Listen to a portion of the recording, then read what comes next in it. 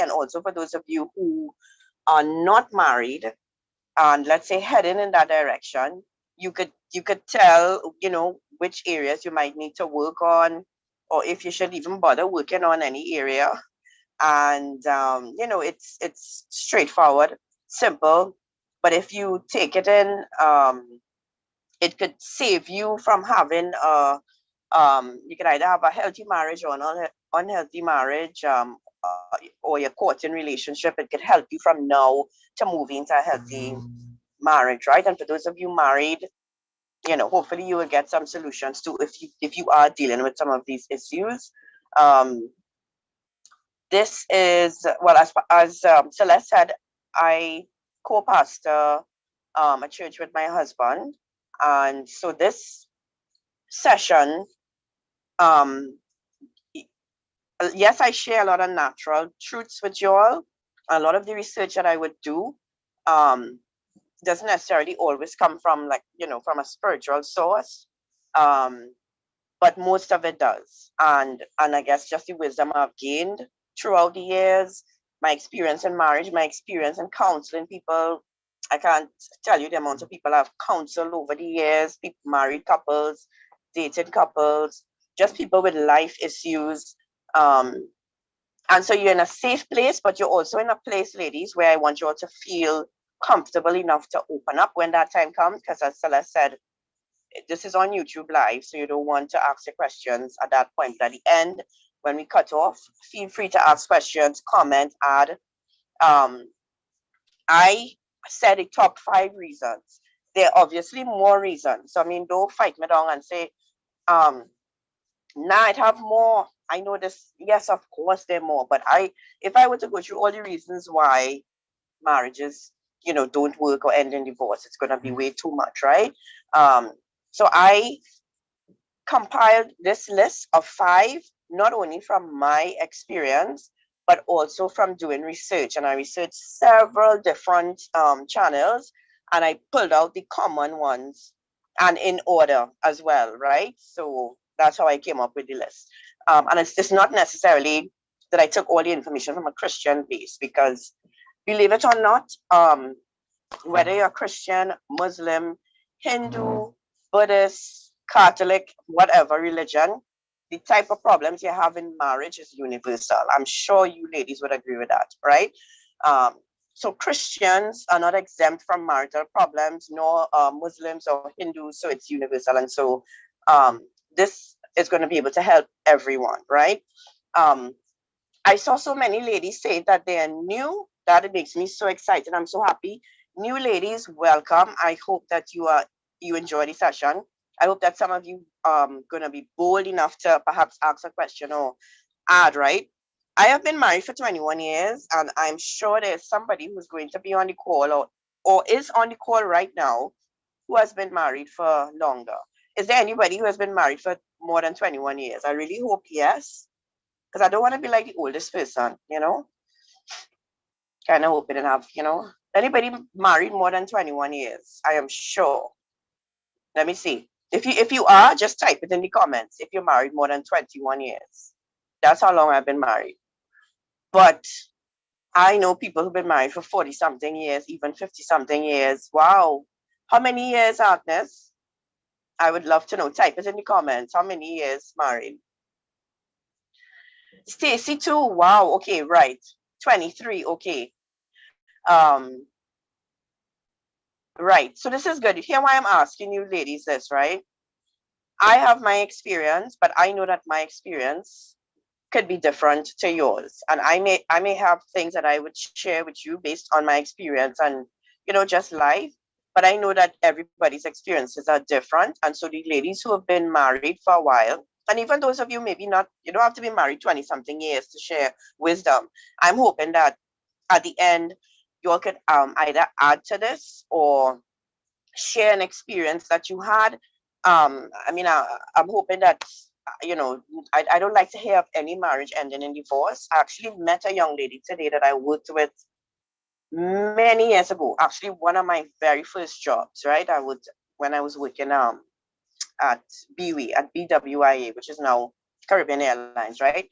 Um, And we got to talking, and she said, I got divorced. And when I got divorced, I basically smashed everything I had that dealt with my divorce. She destroyed her photos, her whatever, and she was getting rid of. Whoa! Did somebody say 35 years there? Like that? Awesome, right? And so she was, and I'm listening to her, and I'm like, God, I hate to meet people, who you're hoping that the life was okay and the marriage was going okay, only to hear that she got this divorce, and it wasn't a pleasant.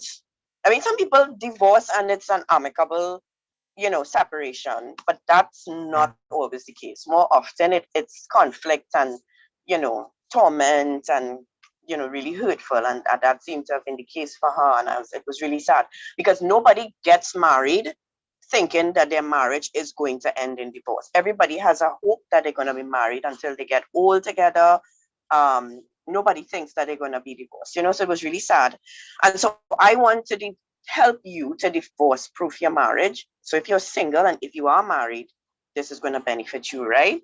Um, right. So ladies, get into the mindset that you're going to get the opportunity to share at the end of this, right? Now, let me ask you all a question. I'm going to start. We have a few ladies on, right? It's still not too late to invite someone, right? um as I said, I got this information not necessarily from this is from scientists, from psychologists, from marriage counselors, all different information, and they all unanimously had these five pretty high up, right? um but let me ask you all before I get into it, let me see where your mind's at, right? um what are the what would you all say in your opinion, right? You can tell me in the comments, are the top two things in the world, this is not to do with marriage or anything, the two things in the world that cause the most contention, cause the most murders and fights and distress, things that people most um, covetous about, things that, the two things in the world that cause trouble, that people, um, how should I say, have a lust for. Let's say two. Let me see anybody in the comments. Money, Nikki get off the bat. Money is one. Off the bat, Steffi, off the bat. Money. Woo! Ole on the button there, boy. Money, money, money, money, money, money. Heartbreak, Stella, Stalin, no. Nobody care about that. If they have money, you can mend your heart easy. Money could mend your heart. It could help. It could help. Just to be depressed and you could just fly on a plane and go to France and say, let me go by the Eiffel Tower and sip some coffee. I'll get over this. And you by the Eiffel Tower with your shades because your eye puffy from crying and you're sipping coffee. I'll get over it. Right? I was kidding, right? I kidding, but yeah. Money is the number one. What's the number two? I don't know. I don't know if I saw. Money is actually the number one thing, right, in the world that causes war. Somebody said power, and so you get kind of power, money, yes, the two. And then I just saw somebody say the other one, which is sex, right? Um, sex, sex causes crime. Sex is also in money involved in sex. I don't know how many of you ladies, if you are aware of how huge human trafficking, sex slaves, how big that industry actually is, and how much money is involved in that. It is unthinkable. It is crazy, right? And we think that slavery is over, but it actually isn't. There are hundreds of thousands of women held against their will as sex slaves and people are making big money off of it. Human trafficking is a big thing. So they both come into play there, sex and money, right? But sex, people kill for sex. They leave their whole family for sex. Right? So most of you are correct. Sex and money are the two big things in the world that I would say cause the most contention, right? Sex and money. Um, and what would you know? Guess what is the number one thing, right? Now, and why money? Listen, one thing I can tell you, I have people out there, most people don't play with their money. Am I lying? You can play around with it. Don't come around my money. Don't play with my money. Don't try to rob me. When I work hard at the end of the month, how many of you all say that? When I work hard at the end of the month, don't come around me with my money. Don't try to rob me. If you know you work 5 hours overtime, right? And when you get your pay slip, you ain't seen that overtime. Or they learn that, right? Talk to me. Or they're gonna let her 5 hours overtime, right? And say, well, that's a little 5 hours, small thing. I'll give them that 5 hours of my labor, my hard sweat. No, you going up in HR or payroll or wherever, you going up and saying, watch me, it's 5 hours. Hello, right? People don't play with their money. If you lend somebody money, you let some time pass, you call them, say, oh, people kill for money, right? And money is something that is dear to people's hearts, and they don't play with it, right? Especially those who have a lot. Sex and money, both things that people get serious about. So believe it or not, ladies, right? The number one thing that causes contention and causes marriages to separate, people to separate, to have contention, maybe not divorce, but many end in divorce, is finances, money, right? Payroll is the most popular department, yes, most likely, right? Finances is the number one issue in marriages. Now, this is not based on necessarily my experience, but this based on all the information I compiled over the past few days. It is in every single top 5, top 10 list, or every single book that deals with marriages that end in divorce. Finances was if not number one, very close up there. And of course, in my experience too. But I necessarily probably would not put it as number one, right? But it's undeniable that it is number one, right, in the world. Um, and let me break it down for you all, right? So the ladies who have been married for a while, let me ask you all a question, right, as I go in, for you to type in the comments. How many of you in your time that you've been married, you've had contention over finances? You've had issues over finances? Talk to me. You could say yes, you could elaborate, you could say no. Maxine said yes. I certainly have, yes. MK says yes. Freedom says yes, right? Yes. All, all the time, right? Um, it's an ongoing battle. Wow. Dina says yes. So, okay, for those of you who, let's say you are single or newly married, right? Nicole says yes. You may be single or newly married. You would be naive, ladies, listen to me. You would be very naive to think that you are not good. You're going to be the exception to the rule, right? It is very common in marriages, and here why it causes contention, right? This is we're gonna go through why finances causes such contention in marriage, right? One of the biggest issues with finances is when one of the parties in the marriage is earning significantly more than the other, right? Um, so let's say in either way, whether it is the woman earning more than the man or the man earning much more, significantly more. I'm talking about a fight down because your salary is 500 more than me or whatever, right? I'm talking about a significant difference where most of the financial burden is carried on that person, right? That is one of the biggest issues when it comes to finances in a marriage, because what it does, it either causes the one who is earning significantly less to feel, if depending on the attitude of the one who is earning more, right, to feel somewhat dependent on that person, because you realize that many women, ladies, you all may not like this, it might be, tell me if I lie, talk to me. If I lie and tell me, I am okay if you say, Onika, I have no problem. I disagree with you. I've never seen that happen. I don't know where I get that information from.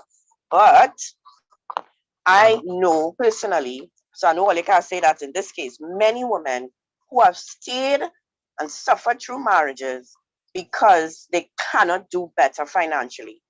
They cannot, might pay slightly less, but last longer. Oh boy. we're actually gonna get to that, right? There are many women who stay in marriages longer than they should because they have nowhere to live if they leave, because they can't afford to pay rent on their own. They can't afford to buy a house on their own. They can't afford to buy a car on their own. They can't afford to basically live on their own. So yes, as Celeste said, many stay in even abusive.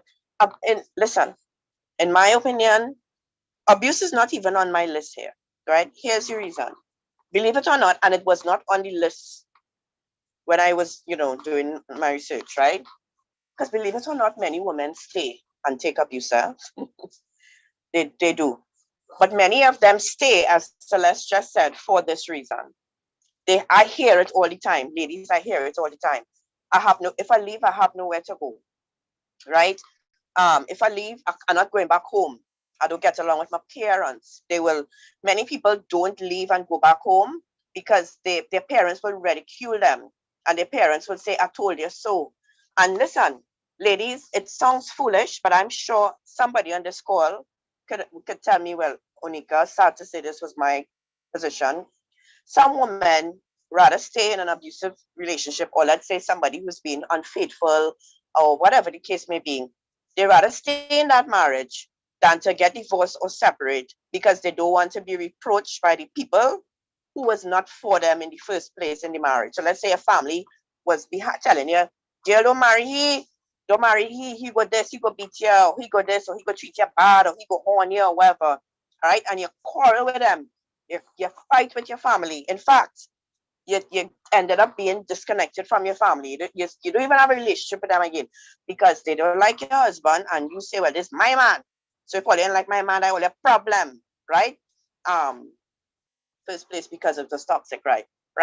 And so some people rather stay and put up um a show, live in a show, rather than to go and put their tail between their legs, so to speak, right? And go back home. Because it's not that they can't go back home, but the pride will not allow them to get themselves back in that position and to take the talk from their parents every day or their mother or whoever, their grandmother. You see, I tell you all them years, right? Right? Ladies, a lie? Is that the thinking of some people? Am I being truthful? Is that a real thing that people experience? May not be you, but I have seen that with my own eyes, right? Where people rather put up the show than to let their family know what is really going on, right? But let's go back to we talking about finances, right? And what I was saying is that many women stay in a situation, right? Abuse is one reason that women stay. Sorry, sorry. Many people stay in an abusive relationship because they think they cannot do better financially. They have nowhere to take the children and all of that, right? But women put up with a lot of other things for money. Ladies, let's be real, right? This show is about us being transparent and open. Many women in their mind and their heart, they make a compromise. They say, all right, here we're going on. This is not what I thought my marriage was going to be.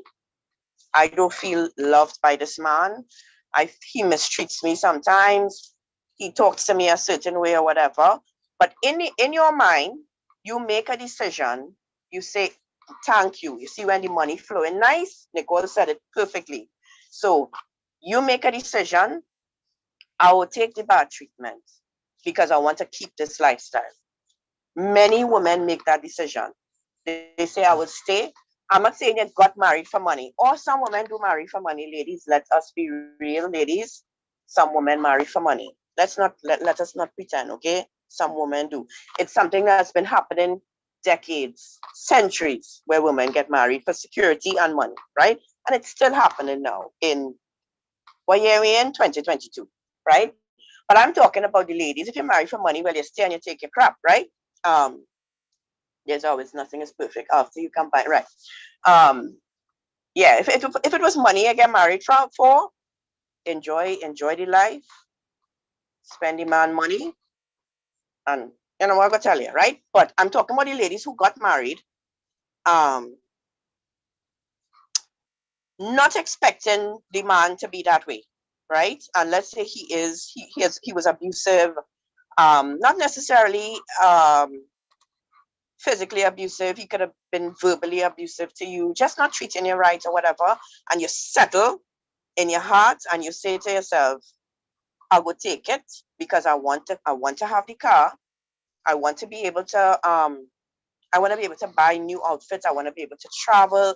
I want to be able to do my nails. I want to be, and you, so it's a compromise, right? Right.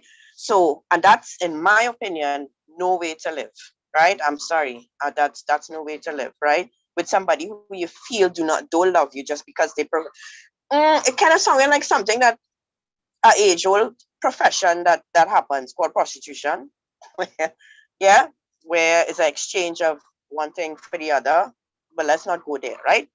Um, but there are some ladies who actually cannot, right? I'm not saying that in some situations there really is literally nowhere for you to go in the moment, right? Let's say you realize this man cheating on you over and over and over.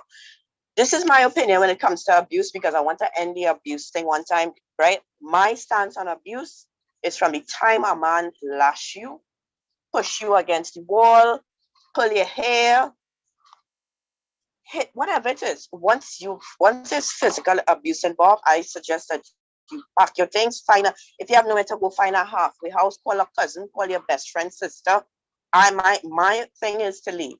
I know that I'm saying that, but for some, let's say you want to leave with your children, it's not that easy because people are not willing to open their doors to somebody who come in with 5 children, right? Whereas if it's just you know, you could sleep on a couch, you could sleep in a corner. So I know that there are situations where you can't leave right away. But your thinking should be, how could I get out of this? And you should be trying to get out. So I don't encourage anybody to stay in an abusive relationship, right? I'm not saying divorce right away either, but take yourself out of physical danger, right? So, ladies, the money, when there's one person earning more, so there is a situation with the men, right? Women end up staying because they cannot do better, they end up feeling powerless in the relationship, because even when it comes to making decisions, right? I don't know if any of you have experienced this. You might not be the one making the money. Let's say your husband is making the money and you want to make a certain decision financially. Um, but because you have no weight, you don't have no, in terms of the equality, there's no comparison between what you earn and what he earned. He calls all the shots when it comes to finances. But you might have an idea that might be a good one, or a thought, some way that you see that you could spend your money or some investment. But because he's earning more, he belittles you. And basically you in a position where you have no say. So he may not say those words out of his mouth, but it's how you feel. You feel like, when it comes to this, I just had to hush my mouth because I'm not the one earning any money here, right? Ladies, that is not how it's supposed to be in a marriage, right? It don't matter if he making 20,000 a month, 50,000 a month, and you making five. When the two come together as one, when it comes to finances, it's still one. You're a family. You'll make decisions together, right? If you get divorced, right? Half, unless you sign some agreement before, a prenuptial agreement, right?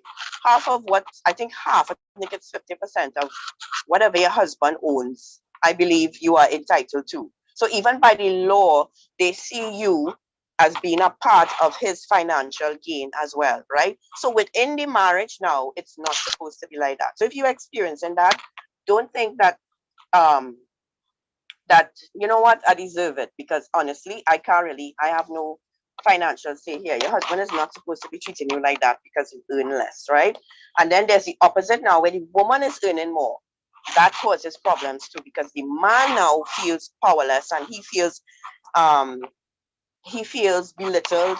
Sometimes some women, or their woman, know how all your mouth is powerful, right?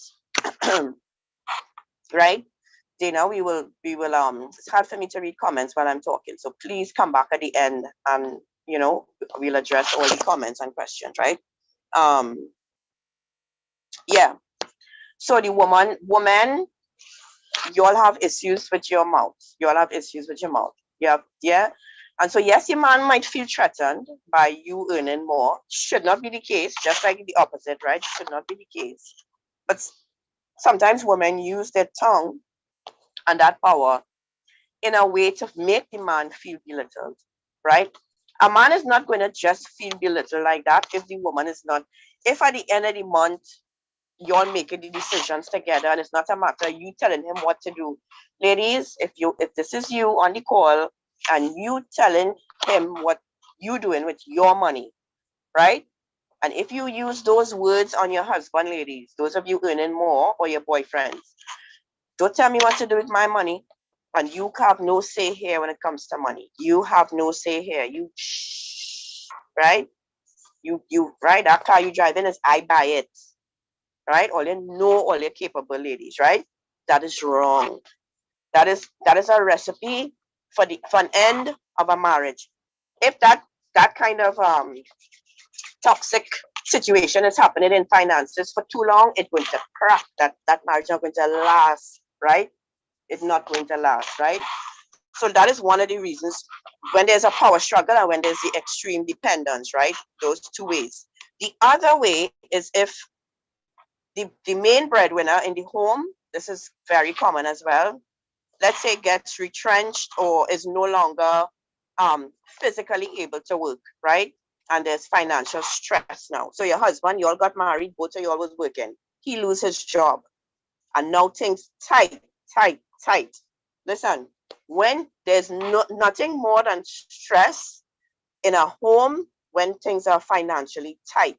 When you when you look at your bills and your income and you realize there's no way I could pay all these bills with our income. And you're in a situation where you have to study, well, what we're going to do. Just how look, we have a race here, we have a race here, we have this. It causes stress. And it's one thing if it's just you and your husband, but when children get involved, that stress multiplies by 100 million to trillion. Because as a woman, right? Yeah, pandemic. I many women during this pandemic, women and have reached out to me and told me that their life changed dramatically financially because of this pandemic, right? Because of one party losing their job or reduced time that they used to work less hours, that kind of thing, right? Um, so children, when children as a mother, I think nothing would hurt more than to know that your child has a basic need that you cannot meet. Ladies, tell me if I'm lying. A basic need like food is one thing. Listen, this me as a mother, I've done this many times. Not for lack of not being able to buy food, but it's a normal thing for me to, okay, all right, let's say in terms of, I'll go simple, like something like the pieces of chicken, right? And I know, let's say me and my daughter like the same pieces, which is the case, right? And it only have enough for her to get the good piece or the big piece or the better piece. Or okay, let's say coming down to seconds, and she could get two pieces of chicken, or I could get a two piece of chicken and give her one. I would always give her the preference. Always. Right? That's just me. And I'm not doing it in a way and afterwards feeling like, well, how come I always get the one piece of chicken? It's always me and one piece of chicken. Them is always get two. That's not my thoughts. I feel happier when she's happier. I don't, if y'all are any mothers on the call, I don't know if you understand where I'm coming from. So it makes me happy to see her happier than if I satisfy myself with the two pieces of chicken. Well, I get where I'm going with this, right? Um, yeah, or they understand where I'm going. It's just, to me, it's a natural thing as a mother, and I do it for my husband as well, right? I remember the other day I was going to order something. What it is I was ordering, it was expensive. I tell my daughter, I promised I was going to order it for her and to eat because she loved to eat. She loved to eat. It's yeah, it's an issue. Um, and when I realized how much it was coming up to for both of them, right? I was like, you know what? You get plenty in the portion. So I was like, you know what? I wouldn't buy for me, and I would buy for both of them, and I would take out a little bit from each of their food to make up a little thing for me. Not too much, right? Because both of them like the belly. And I'm being honest with you.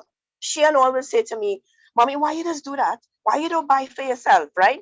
But honestly, ladies, I'm not doing it. I'm feeling like it's just natural, right? So I said all that to say, when you cannot provide basic needs for your children, let's say you can't buy them a sneaker to go to school, you can't afford a book bag, you scrape up enough to get books, but you can't afford a book bag, right? And you go to your husband and you say, Michael or Johnny or Stefan or whatever, we need to get money. I have to get X, Y, and Z. X, Y, and Z. We need to get X, Y, and Z for the children. How are we gonna what are we gonna do? The children have to go to school, the children have to eat, and your husband watch you and say, I look like the bank? I look like I own a bank? What you want me to do? You want me to rob a bank? Right? I don't know how many. Ladies, how about some transparency? Have you ever been there? Has your husband or have you ever said those words out your mouth? I look like a bank. Where I get any money? You want me to rob a bank? Okay, let me go and rob a bank for you, right? Listen, there is nothing. It's a reality. It is, right? Ladies, all of this is just to let you all know the reality of the kind of stress, the lack of finances, or sometimes even too much finances and power struggle with money could cause in a marriage, right? But what I'm talking about here is when um, you always spend. Dina says she always spend. When you're in a situation where you had and then your income has been reduced dramatically, right? So you were accustomed to a particular type of lifestyle, and many of you maybe due to the pandemic experience this firsthand, right? You're accustomed to a particular lifestyle, and you can no longer live that way because finances, somebody lost your job. That kind of stress, ladies, ends marriages. It puts a test on your love. It really does. And you really start to have to make different choices, and you'll really see what your marriage is made of in times like that, right? Um, the other one with finances is right, not a matter of how much we earn or whatever, but the two parties having a total different way of handling money. Totally different. They let's say they both grow up different. One don't spend one don't spend a bad cent, and they always concerned about saving. They always consider they budget, and they've always been able to manage their financial situation well, and always had, let's say, a little extra to spend, but they know they have a reserve as well. And the other one, like my friend Dina, who always spend it, right? No concern. Their thoughts is like, well, money is to spend. They tell them about don't buy that shoe, money is to spend. What gonna do with the money if I ain't spending it? Money is to spend, right? Some people have that attitude, and some people have the opposite. Let's preserve, let's save for a rainy day, let's make sure we meet all our essential needs first. Some people don't care about that. We tell them about essential needs. It is essential that I get a pair of shoes, ladies, right? I don't know if all they could relate. Don't tell me about essential, don't tell me about bills, right? It is important that I get a pair of shoes. Just as important as the light bill is paid is my shoes or my handbag, right? So on you ladies, because it's a ladies' call, but they have men who spend like that as well, right? They have no concern about um. Okay, you get paid on the 28th of June. By the 3rd of July, money done. Not only with bills, but just the fact that you have money in your hand, it's to spend. No consideration for a rainy day or whatever. So two people who get together, start to live together, and have that total different mindset when money is concerned, it causes a lot of contention. A lot. How the money being spent and the total disregard for money. Some people place value on certain things. So for you, um, what might be valuable to you is, let's say, entertainment, or let's say travel. Let's say let's say it's important to you that every year you all have money to travel and have a family vacation. And you splurge a little bit, right? And you see it as time together. And so the money to you, honestly, the bigger value is you all traveling and going away and being together and enjoying each other's company and that kind of thing, which requires money. But the other person seeing that money as a waste, seeing that as money they could have saved. That could be hurtful to, let's say, you as the wife. You are the one who thinking, I'm placing the value here on us being together, on us traveling, on us being, spending time together, and you saying that that's wasting money and we should save. So you could see how it could cause contention, right? So something as simple as that can cause contention in a marriage where finances is concerned, and also mistrust, right? Where one person does not trust the other with the money. They don't trust them. Um, again, because they're bad spender, because they're always making bad investments. And I think we had that talk already on one of our sessions where you have a private bank account. So I don't know if you have any ladies on the call. If you're not around your husband, because I don't want to get in no trouble, right? You're not around your husband, and you have a little private bank account just for safety, and you want to say, well, yeah, Onika, I had to have a little private bank account because that man to spend out all the money. Let's say your husband like cars, and every weekend he's souping up the car, he's buying rims, he's doing this and that, and you realize if I don't hide a little bit of money, we will end up in debt, we will end up in trouble. Any ladies have ever experienced that? Again, lie if your husband there, lie. Say, nah, never. I will never do that, right? Um, sorry, no, don't lie. You don't lie. You don't ever lie. You know what I mean, right? We know how it is go, ladies, right? That's a big thing. Many women have asked me about that in terms of bank accounts and finances. Should I have my own account? Should I have a hidden account? Should I have a separate account? How does that work? Or do I bring all the money to the table, to the home, and we decide, right? If we were to go into that, that's a whole other session. So I know, but that mistrust of each other causes problems in finances, right? So, ladies, finances was number one. Um, in my opinion, in this finances, all those things that I broke down there for you in terms of finances, the one that stood out more for me, like people that I would have counseled over the years, is a situation, two situations where the couple had a particular type of lifestyle before, and because of something, one person lost their income or it drastically reduced, and their lifestyle had to change, and that caused stress and contention, and because it was unexpected. That's a big reason I've seen people separate or divorce for, or have major conflict in their marriage. And also the one where somebody is earning significantly more, right? um I thank God for my husband. I'm being real. It has always been a situation of him earning significantly more than me, right? Um, but when it comes to money and to finances, he's honestly he don't trust me with his credit cards. And it's okay. I'll give him that. It's okay. It's okay, right? Um, that's okay, right? He'll say, okay, this one is yours or whatever, and right, that's cool. Um, that trust needs to be earned in that area with the credit cards, right? So I give him that.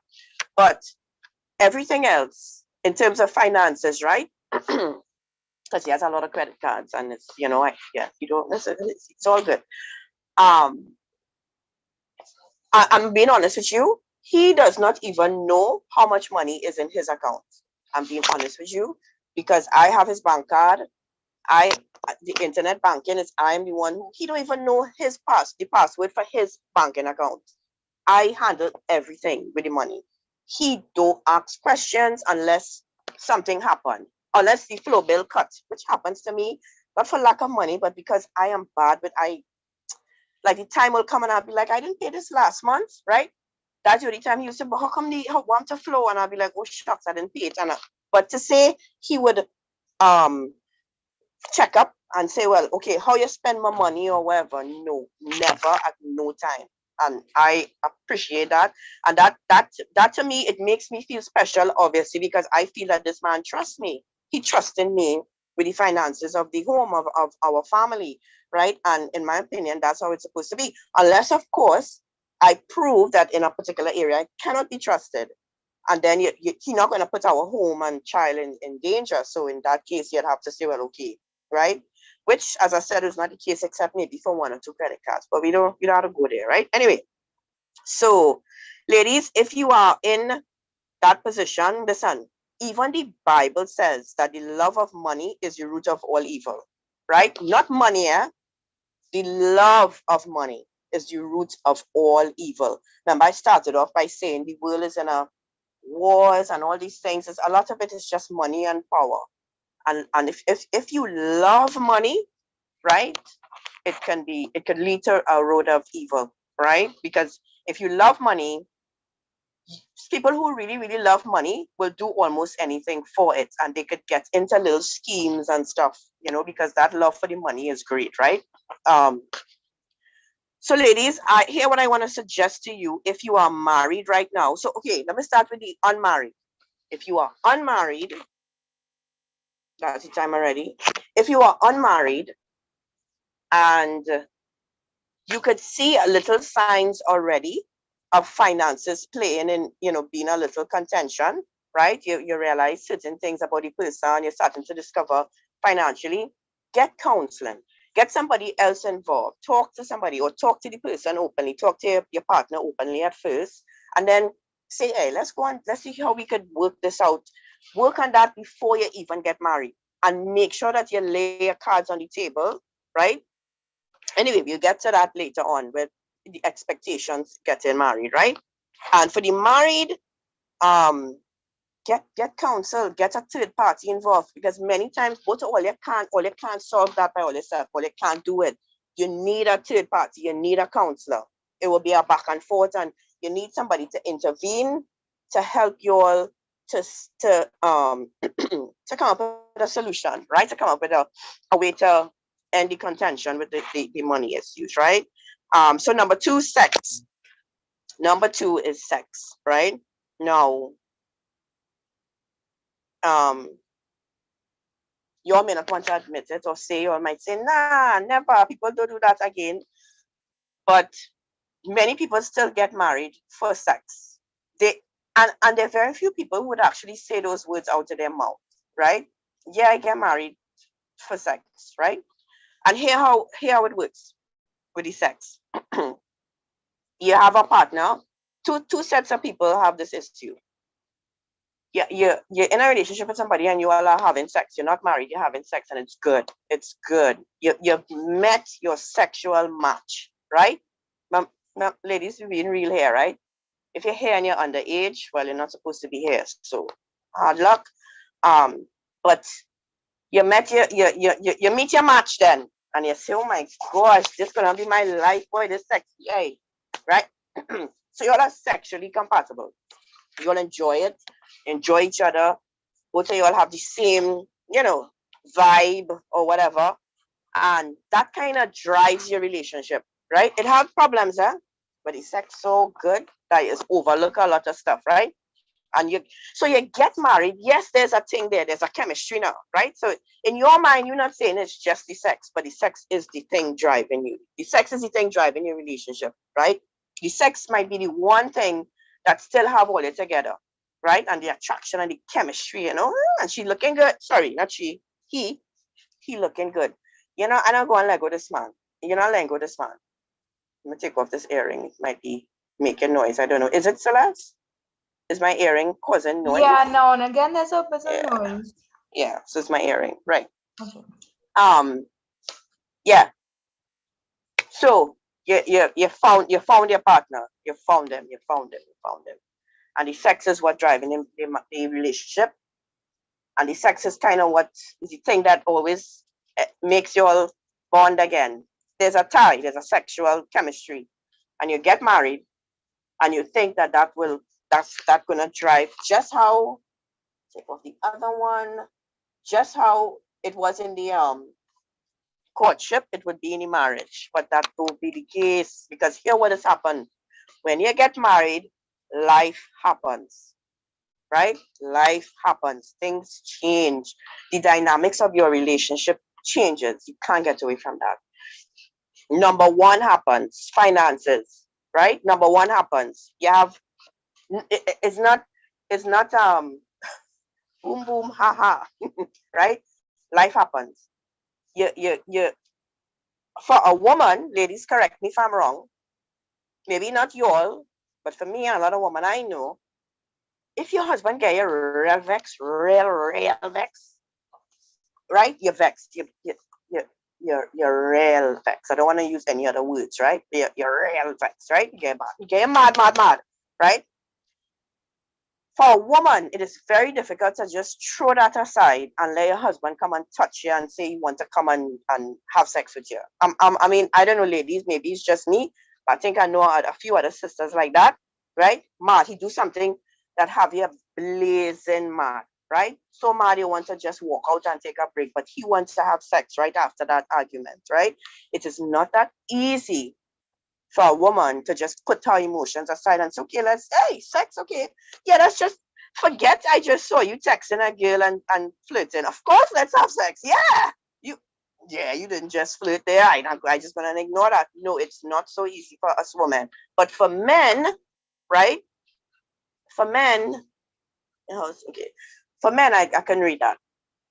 They could compartmentalize and throw that argument so because they have a sexual urge that they want to fill and you are their wife and you here and you supposed to want to have sex with them. I don't know if I know it have some single ladies here, but also have some married ladies here. I don't know if any of them could agree with me that men and women are different when it comes to sex and that the how they handle things emotionally in the bedroom, right? So if any ladies willing to come out and in the chat and say, yes, Onika, I hear you, it's be hard for me to just throw away my anger and my thing and just say, yeah, like, yeah, you know.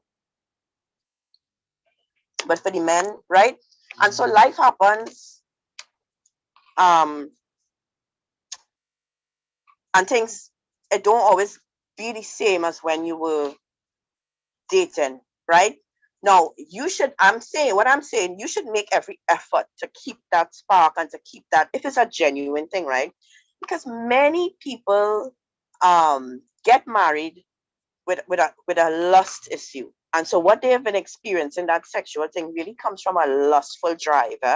And in a marriage, lust doesn't stay confined there. It will eventually want to go out. I'm just being honest. If it's a lust problem, you could end up outside the marriage trying to, fulfill that lust, right? So that is one trap where it comes to sex, right?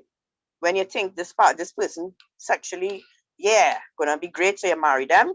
And the other one is the more conservative person who has never had sex before they get married. Let's say the Christian, the person who is um believing, what God said and withholding sex until marriage because they don't want to go against God and his instructions. Um, but they want to have sex bad every day when they meet that person, right? It's like they're burning. Now, and the Bible talk about it better to marry than to burn. Yes, I know that, right? But you keep getting yourself in trouble, right? And it's the same problem. It might be a lust thing, but you keep getting yourself in trouble. You're not having sex, but you're realizing, gosh, boy, every time we come together, we ending up in this situation and this not. And you get married, mainly in the back of your mind, you're thinking is, you know what, when we get married, let me get married fast because I don't want to sin. I don't want to do the wrong thing. So let me get married and so we could do the right thing. We could do it right through without any condemnation, without the threat of hell, sex morning, noon, and night, and God not judging us, right? So for the Christian now, a lot of them get married thinking, well, okay, they never experienced sex before. They get married, or maybe one party, and they think, well, all right, we get married, we could do this thing and this, and again, it don't pan out the way you thought. Many, many, many young couples who get married, especially virgins, or if one party is a virgin, get married with unrealistic sexual expectations. Unrealistic. You have the movie experience in your mind, but you end up with another experience on the bed. You had a notebook. Anybody saw a notebook? I can't remember if I saw it. I don't know if it's a movie to recommend. I can't remember if it was good, bad. I just know it had like a serious romantic vibe, right? Yeah, I saw it years ago. So you think it's gonna be a notebook situation, but it ended up being a copybook situation. It was it was no notebook, right? And so couples who are inexperienced get married with unrealistic expectations where sex is concerned, right? But that's a trap. Not talking about the unrealistic expectation part. The couple who get married to have sex. So there's a couple who having sex and enjoying it, and that's what driving their relationship. And they think, well, wow, this is going to be the best marriage ever, right? I don't want to be crude or everything or anything, but you think, is what's good through people's mind, right? And that's why we said equal is for like a certain age group. But you think it's gonna be like the movies too now, right? Since we married now in the house, we could do it on the kitchen counter, we could do it in the cupboard, we could do it anywhere we feel now. This we house, we married. It's gonna be like the movies, Dread. But yeah, life has happened, right, ladies? How many of you all know life has happened, right? And you ain't studying doing anything anywhere. You like, Bon, come off my counter, boy. I just cleaned that. He he, he come home and he see wife and he's like, oh, he just wants to, jump. And you're like, boy, I just cleaned that counter. Wait, tell him, man, stupid or what? No, no, no. And you ruin the moment for the man. He was all excited. You ruin the moment because you're studying your counter now clean, right? It's the ladies that just been real, right? Sometimes we watch too much movies and we think this is what the sexual experience is going to be like, right? And it doesn't always pan out that way, right? So right, so you have the person who had sex a lot and thought that this was it. I find my partner, the person who never had it and want to do it bad, bad, bad, so they get married quick, quick, quick, quick, right? And then you have the unrealistic expectations part in bed where one party might be inconsiderate of the other's needs, right? Um, so yeah, I'm not supposed to be thinking about saying this is what this session is about, right? So for men, right, it's easier for a man to be satisfied. For those of you, again, if you're young, maybe on the younger side and never experienced it, yeah, you're learning something today, right? But men get satisfied quicker than women. And so for a man, the sexual experience might last a certain amount of time and he is satisfied, right? As far as he's concerned, I could, right? But it may not be the same for the woman, right? Or let's say in some cases, vice versa, right? And if that continues in a marriage, right? Because it's not about one person. In fact, I want to stop even saying sex, right? I want to call it making love because that's what it's supposed to be in a marriage. And if you making love, well, I don't know why all of a sudden my daughter walking up and down though, that's disturbing. You'd have to close the door. If you are she threw me off. She threw me off. She threw me off. She threw me off. Sorry, let me catch myself back. Um, right. So if you're thinking in the marriage is I just want to it's about me getting satisfied and not necessarily an experience of making love with your husband or in the case of a man with his wife. That's not what love making is supposed to be. But it happens many times in a marriage. And so you find one party might be inconsiderate of the other person. And so you might be, the husband might be finished. Again, sorry to go through this, but yeah, right? And he's like, oh, this was great. And you could be like, well, not for me, right? And if he's continually ignoring your feelings and you're feeling unsatisfied, that could cause a problem in the marriage, right? So being inconsiderate of each other's feelings and also having unrealistic expectations. In this whole scenario with sex, right? This has been the most common issue that has come to me counseling people, where in most cases, the man, and in very few cases, it has been the woman, very, very few, in most cases, the man, had unrealistic expectations for sex that came from his background in watching porn, right? Um, and so he would have been addicted to porn at some point, or even still is in the marriage, and has in the back of his mind, because it's something that he has just been absorbing for years, thought that when he get married, that his wife would become a porn star too, right? And so he always thought, and it was never discussed before, that bringing out the handcuffs and the whip would be okay with his wife. But when she saw it, she'd be like, Are you mad? That's not for her. That's not involved in lovemaking at all. But for him, it's a fantasy being fulfilled. I have my wife. Um, correct, very correct. Communication, even in lovemaking, is important. For him, that is he's fulfilled. He have a wife now, and she is to fulfill his every fantasy, and that's not what she expected. She didn't expect that, right? And he didn't expect her to be that way either. And so you have all these unrealistic expectations. And ladies, let me tell you something. If you are looking at porn, it's there's no good. There's nothing good comes out of looking at porn. Nothing, ladies. If you have a boyfriend or a husband who looks at porn, um, hi Camille, thanks for the comment. If you have a husband or a boyfriend that looks at porn and you think it is innocent, I am telling you, I'm begging you to try to get help for your boyfriend or your husband, right? I do not know of a couple who got married or were dating and one of the parties was addicted to porn, or let's say got married, still addicted to porn and continuing to look at porn, that it turned out good for them, that it was an asset to their marriage. I don't know of a situation. Um, because if your husband is looking at porn and getting something out of it, then he is fulfilling some kind of desire. It's lust, right? He thinks he's getting something from that pornographic film that is satisfying him that perhaps maybe he cannot get from you. Or at times, as I said, he would come to you now to fulfill that fantasy. So it's not a good thing.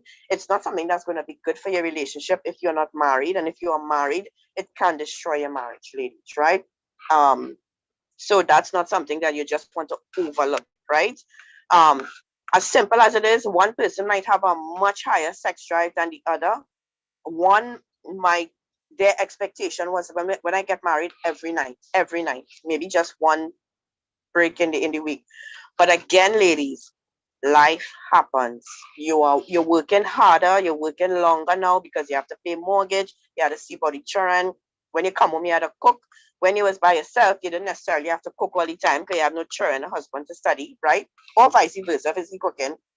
So you had more energy and more time. Now you have less energy and less time because you have children to see about, house to see about, you had to clean, all kind of different things come into play when you're married.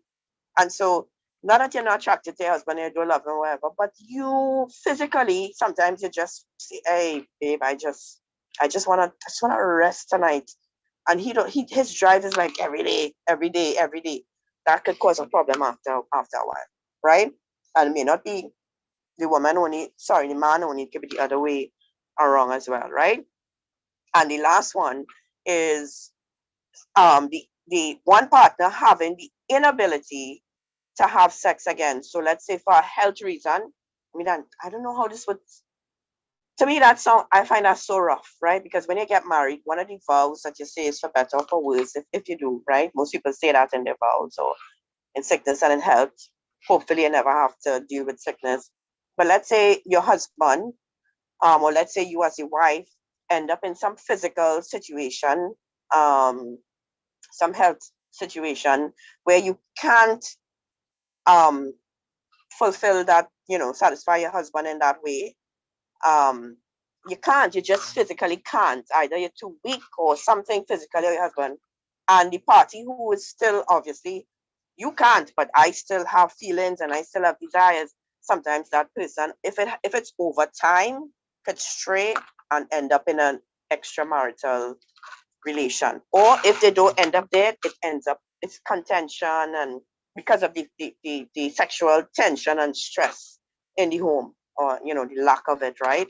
um and these are things, somebody said that communication is important even when it comes to sex. These are things that a lot of people before they get married never think about, right? um would I love you if we could never have sex? Would I stay with you if I could never have sex with you again? Would I still be your wife? Would I still love you? Would I still care for you? Right? These are things that people just are not realistic about. You don't consider what if, right? Nobody wants to think about these things, but right. um or it might not be something that's trying for this thing not to make noise. It might not be something that is for like forever, but it could be a season, where you're just not well, right? I've had situations, spoken to women already who after their pregnancy, you know, if you had a C-section, or even if sometimes you had natural birth and it was rough, you need some time to heal. You need some time to relax. And sometimes the last thing on your mind is sex. But that's might not be the case for your husband. He just waiting for, right? And sometimes you might say, well, gosh, I'm not ready. I'm not feeling up to it yet. My body's still feeling, or some people, ladies, imagine you have a baby. You've ever heard of somebody, or maybe there's somebody on you call, you had a baby naturally and you end up getting ripped in the process of pushing, right? You need time to heal. That need time to heal. And sometimes the last thing you thinking about is sex. You actually want a couple months. Just ease me up for a couple months, right? That's all. It just give me 2 months. Let me adjust to my baby. Let my body snap back, right? Because it all out of joint or whatever. But some men don't understand that. I remember speaking to a lady like that when she said her husband had no consideration. He just could not wait. And it was not a nice situation, right? It was not a nice situation. And I mean, it's sad thing and depressing to think about, but she would almost consider it like rape because she did not want to, how she was feeling physically. It was after she had a baby. She did not want to have sex, but he insisted, right? All those things are things. Have conversations with them. Say, listen, if I can't have sex for 2 months for some reason, let's say whatever, that'd be cool with you. It might sound silly now. And I'm talking about with your boyfriend who you're just chatting with on WhatsApp for 3 weeks, Watchmen, I'm talking about that.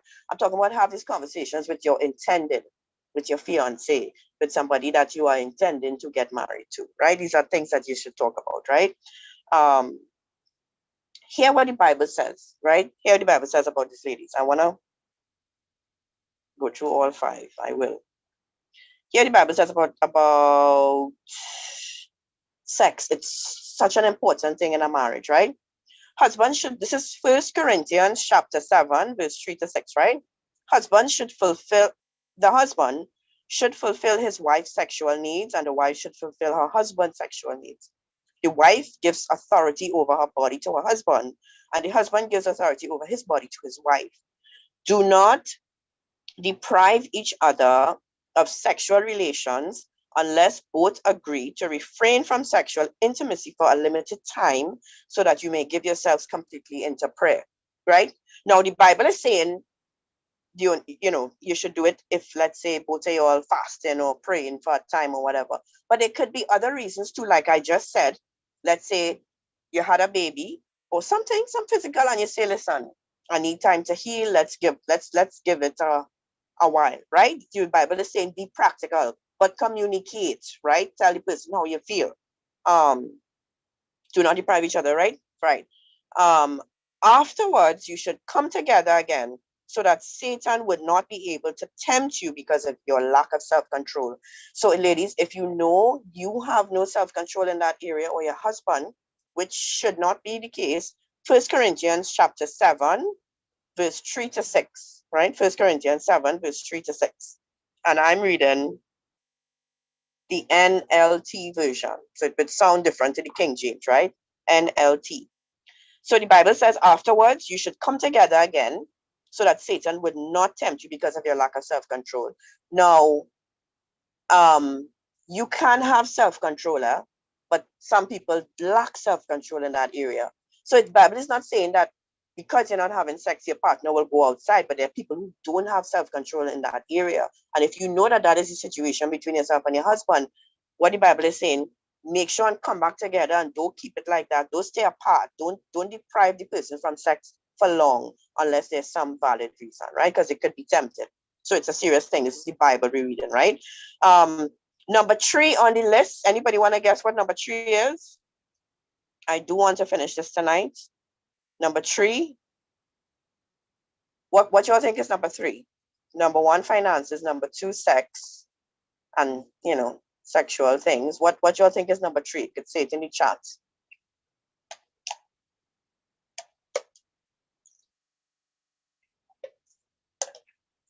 Influence. Communication, right. Arika, am I pronouncing your name correct? Arika? Erica.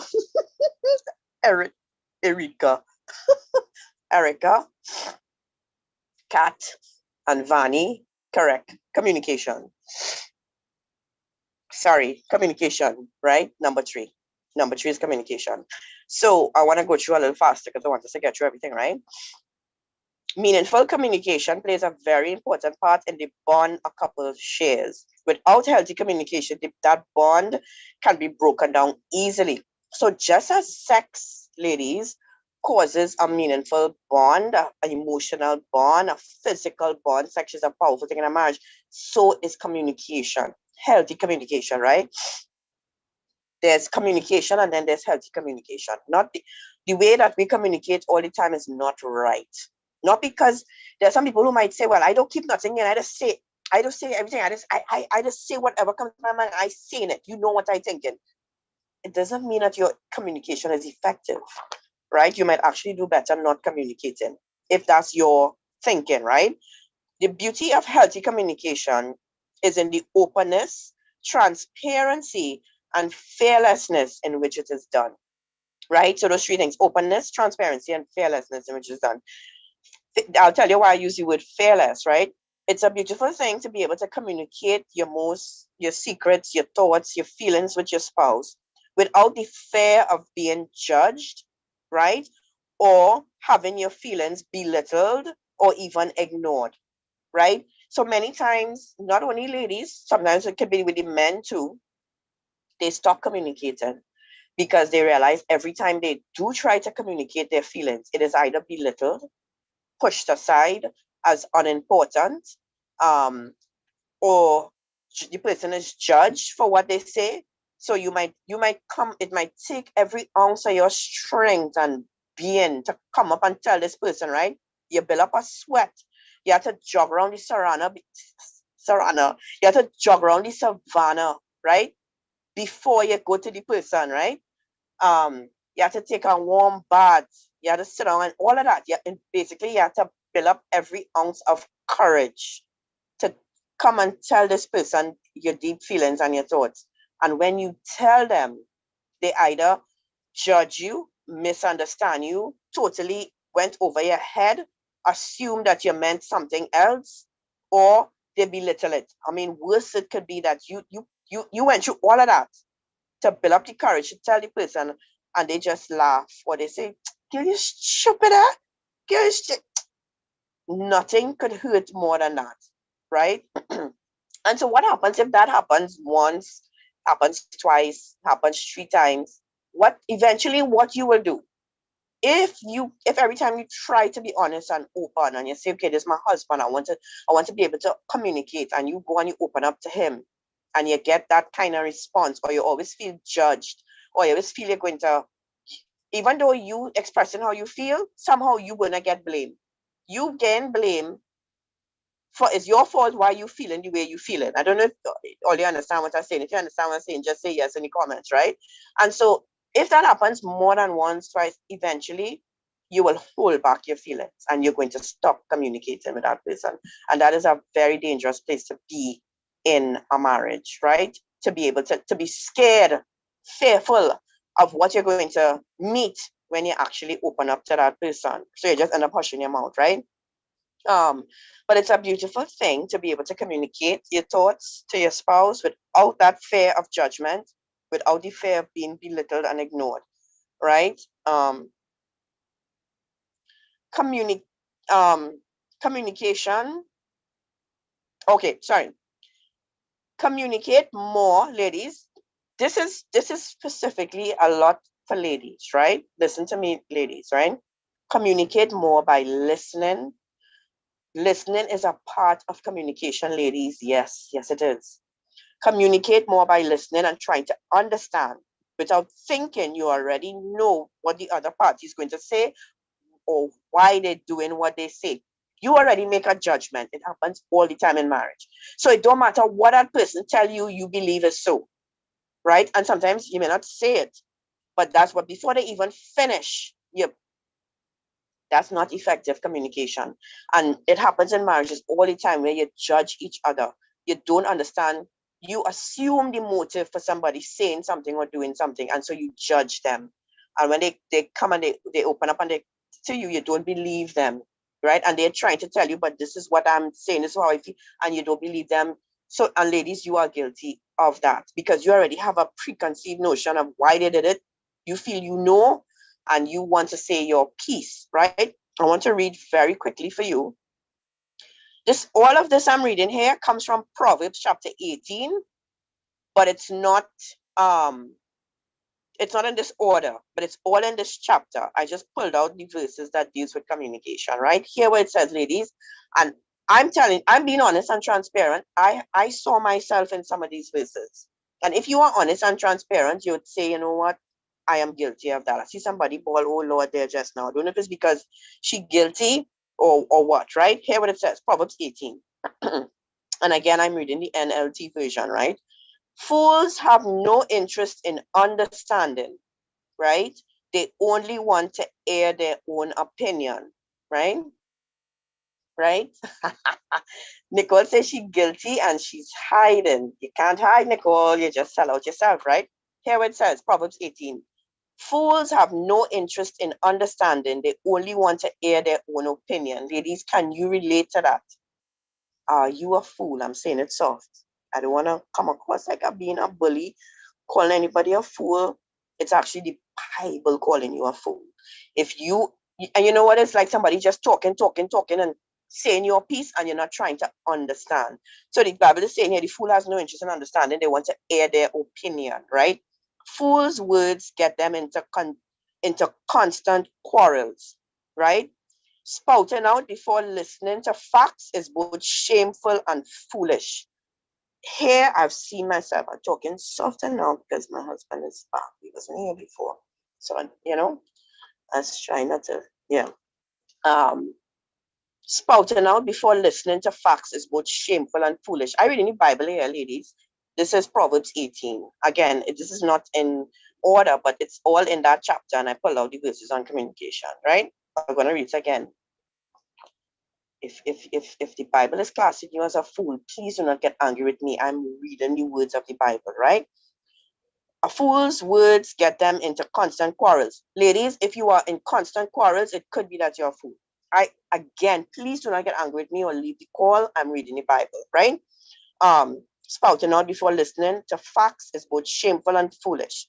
The first to speak in court sounds right until the cross-examination begins. So listen, this as a counselor to married couples, when the first person who complain come and talk and say their piece, you just end up feeling sorry for them. You just be like, oh my gosh, what is this person going through? Oh my gosh, this is horrible. Until you talk to the other party, right? So the Bible is so practical. It is saying the first to speak in court sounds right until the cross-examination begins. You can't take one side of a story. Never do that, ever. Listen, in any situation, never listen to one person's story and run with it. Don't. And not only in counseling, talking, whatever, any situation, right? Wise words satisfy like a good meal. The right words bring satisfaction. The tongue can bring death or life, and those who love to talk will reap the consequences. Listen, ladies, I know many ladies like to talk. Talking plenty is not necessarily a good thing. Blurting out your feelings, we read that, spouting out your feelings and just saying what you think, it's not a good thing, right? It is not a feather in your cap. It is actually something that is the Bible equates to being a fool. So actually, less words is better, right? Than more, right? Ladies, please don't get angry with me. It's the Bible I'm reading. Less is better than more, right? Just wanting to be rah, rah, rah, rah, rah, and give your opinion and say your piece, and right? That's not communication. And if that's how it goes in your marriage, it is going to break down. Good communication is listening just as important, listening and trying to understand, right? Maybe ask questions. So if the person say what they have to say and you don't understand, say, please, I don't understand what you're saying. Tell me what you mean again, instead of assuming and judging and just spouting out words, right? So I want to encourage you all, because I don't want anybody to get vexed with me and go and say, well, I call anybody a fool, because I did not. I was just reading the Bible, right? To read Proverbs chapter 18 when you go home. There are many other, men curse women speak that. Okay. There are many other verses in the Bible that deals with communication, many other chapters, but you could read Proverbs 18 and I'm sure you could find others, right? Ladies, we need to learn to communicate. I could do an entire session on that. Maybe I will, because it is very important. And I think although men have a problem communicating their feelings, right? That's true. Sometimes men might tend to be, because of society and how men are brought up, they might hold back certain intimate feelings more, right? It might be more difficult for them to come out and speak. Women are the opposite. They just talk too much, say too much, too quick, and assume too fast because they're talking all the time, right? So we need to get to a balance. That's a whole other session that perhaps I will do totally on communication, right? Number 4, lack of attention and time to each other. This is very simple again, but very common. Life happens. Kids come along. Your marriage and your courtship was like a whirlwind romance. You had a different lifestyle. But when you start to have responsibilities, bills to pay, house mortgage to pay, 2 cars now to pay for children to see after, you start to have less and less time in the day to do the things you all used to do as a couple. And it's important to try and find that time, but it doesn't always happen, ladies, right? If you have 1 child, is a lot. If you have 2, my goodness. If you have 3, whoa. If you have 4, and right? And you have a home to take care of, you have a home to clean, life happens, right? And this is what happens. When times become tight and there's just a few hours in the week to spend together, when you get free time, right? I've heard this happen many times, people talking. When there is free time, sometimes the other party, let's say you as the woman, right? You're actually watching to see what you're going to do with the time. Let me see if he wants to spend time with me. Excuse me, right? Let me see if he wants to spend time with me. Or let me see if he will go and play FIFA. Or let me see if he will go and watch a movie, because this is the only time he have. This is the only time we have, right? It's tough. This is the only time he have. Let me see if he would say, honey, let's go for dinner. Let me see if, and you're actually watching to see what he's going to do with this precious time, right? Or it could be you, he watching you to see what you're going to do with your precious spare time. Is she going to sleep? How many of you all know when the weekend come, if you could agree with me, right? After your work, you see what children, unless the children go out on a Saturday and it's just you home, right? Sometimes the only thing on your mind is to catch a little 2 hours sleep. I don't know if all just all on your mind. Nothing else. Not no spending time with no husband, no sex, nothing. I just want a 2 hours sleep. Just 2 hours. Just 2 hours, right? And sometimes the other party watching you to see what you're doing with your spare time and using what you do with your spare time as a gauge to see if, let me see if she love me, or let me see if he love me. Yeah, just to get dinner, just to get a little sanity, just 2 hours. One, if I would take one, if I get one. But you're watching to see, you actually now start to say, okay, well, he don't love me, because if this is the only time we have to spend together and you going and watch football, or you going and watch basketball, or he going to line with his friends, yes, you're going to play FIFA, or you going and, right? And that starts to wear on, that starts to affect your mind, and you start to feel unloved. Yeah, you start to feel unloved. Yeah, so you're going to sleep and you think you sleep, you're going to sleep, and guess what, ladies, life is really it's something I always say, life happens. Life happens. And so I always look at newlyweds in their cute honeymoon phase, and I'm like, it's so cute, but life happens. And that is when your marriage, that's when your love, sorry, not marriage, that is when your love is really tested. Not when things going beautiful and perfect. It's when life start to happen, how you all start to deal now with each other. That is the test of love. because it's easy to say I love somebody when everything's perfect and you have the music in the background and everything, right? So it's when challenges come, we have to really determine to continue to love and to show love as well, right? Um, so I'm not saying that these things should stop, but I'm saying when the adversity comes, you have to deal with it the correct way so that you don't cause a decay and in your marriage, right? As the years go by. So yeah, this time thing is serious, right? You want to sleep, he wants to spend time, or vice versa. Sometimes ladies talk to me, right? Ladies talk to me. I'm not the cleanest person in the world, but sometimes the only time that you have to clean is on the weekend. Am I right? The only time you have to clean, the people who work in a normal 8 to 4:30, 8 to 5 job, when it Saturday morning, that's the time to clean, right? And for you, that's the logical thing, right? This is the only time I have. I had to clean. We had to clean once a week at least, right? But he not on that. He not on that. He not on that. He want to do something else, and he find you shouldn't be spending all this time cleaning, right? Or let's say the other way around, right? Um, and so this time thing now becomes a real contention, and it might seem like a simple thing, but it can actually make the other person start to feel unloved, right? The things that when you start to drift apart and start to want to do things separately because of, again, just because of life, because of the kids. Some men, this is something I've experienced again, get jealous because of the relationship that a woman has with her children, because the woman is the nurturer. She's the one that, in some cases, closer to the kids, might do more for them. Um, and or one of the parties, let's say it could be the woman or the man, start to get jealous because the parents, or in most cases it's the woman, especially when the children are toddlers and babies, the woman spends a lot of time with them. And I've known men who have actually gotten jealous of the relationship of a mother and child, because what they see is all the time I used to have with her, now the children or the child, the baby has it, right? So these are things you have to look, these are things that you can perhaps spot in somebody that you're caught in before, to know how the person is thinking, right? Um, so sometimes in two adults' lives, spending time together becomes more of a demand than an honest request to be with each other. It actually becomes a way of proving love. So it's more like a demand. It's not a natural thing anymore.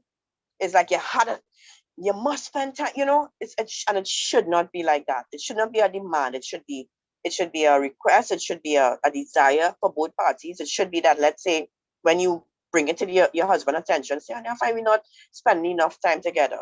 His response shouldn't be, oh gosh, but I just want to watch football. He said, gosh, darling, I didn't know you felt that way. Let's see what we could do next week or whatever, right? Um, if that's not happening, ladies, you can reach out for help or communicate, maybe how you're communicating as well with your husband, needs to change. Last one, infidelity. I have three more. I'm not going to go into detail with them, but these were based on my experience, the three extras, right? But the five that from compiling all the data is infidelity, um, causes divorce. And all of the reasons above and more can cause sometimes a party to end up going outside of the marriage, right? Feeling unloved, unrealistic expectations in the bed, finances, all of those things can play a part. Sometimes just lust. Um, Ladies, the whole world, social media. Listen, I have a thrift page on Instagram. And so I also follow a lot of clothing, pages, local clothes and foreign clothes companies and other thrift stores and stuff. And some of them, I mean, sometimes my husband might pass glance at my phone or whatever. Some of them I have to hide certain posts because just the models and how they are in the clothing is ridiculous. It's so sexual. It's so the whole world is sexually heightened. You don't even have to listen, you don't have to go far. Your husband, ladies, do not be naive. Your husbands don't have to go far to end up seeing an image by mistake that could cause him to be like, whoa, because it's everywhere in an ad. Sometimes ads pop up on certain apps, anywhere, unexpected. Now, he don't even have to go looking for it, right? And so you can't be naive and not put certain things in place to prevent these things as a couple. So what you look at on TV, you'd be foolish to think sitting down and watching certain types of movies with your husband is cute, right? The fact is, the matter is he watching another woman naked, and he's a man. Especially if it's like some pornography, why put him in that position, right? Um, and again, just simply social media. Some people have emotional affairs. Sometimes you never even see the person, or you see them once a year, but you are attached to them on social media and on WhatsApp, right? You look forward with all your might to having those conversations with that person, and you actually could have an emotional affair, and then eventually it could go outside of the, out of from WhatsApp into reality, right? So, ladies, we cannot be naive where these things are concerned, and these are conversations we need to have with, with our husbands and boyfriends, and make sure that they themselves are not naive and have the thinking, well, yeah, die nothing. All flesh is flesh, and men have the same feelings. Most of them are made up the same way and maybe aroused by the same things. And so you cannot be naive, ladies, right? So that is the five. Um, Finances, sex, communication, lack of attention and time to each other, and infidelity. These are my three that I um that to me is like I dealt with in addition to the five, right? Unmet expectations. People get married with wrong expectations, unrealistic expectations. We spoke about unrealistic expectations in sex, but some people get married on a whole. Um, they get married to an ideal, not a gym in front of them. They feel that gym will turn into who they think a husband should be, and they have this unrealistic expectation that when I get married, X and Y will happen. This is what life would be like. Um, One of the things, this was a scientific fact. This is not me or my experience. This came up when I was researching, right? As one of the scientific facts was that more time spent with the person before marriage kind of eliminates this problem a lot. In other words, the better you get to know someone, the more time you spend with them in different environments. So you might be courting someone, and you only see each other once a week because of maybe where you live or whatever. You see each other once a week in a nice environment away from family. You'll have dinner together once a week. Maybe now and again you might go somewhere, you know, and in a year, and you think you know the person, and so you have a false expectation, because what you see of that person is not really who they are. It's the show they put on because they want to win you over, right? And that's a natural thing. If you're trying to attract somebody, you're going to put your best foot forward. Hopefully, you should, right? Um, but what they were saying is that time helps this to eliminate these unrealistic expectations, and the time frame that they gave, um, a a realistic time frame was like about 3 years to actually get to know somebody and spend time with them in different environments. And by that, I mean home by them. See, listen, I would be very concerned if a couple came to me to get married and neither of them spent any time with each other's family, or worse yet, maybe never even met them or met them once. So they have no idea what the person's relationship is like with anybody else but with them. I see that as a red flag, right? And so it's a good thing to see the person in different environments, see how they react to stress, see how they are home, see how they respond to their mother if the mother nagging them, see how they respond to their mother, see how they deal with their siblings, let them come home by you, see how they deal with your family, how they deal with such, right?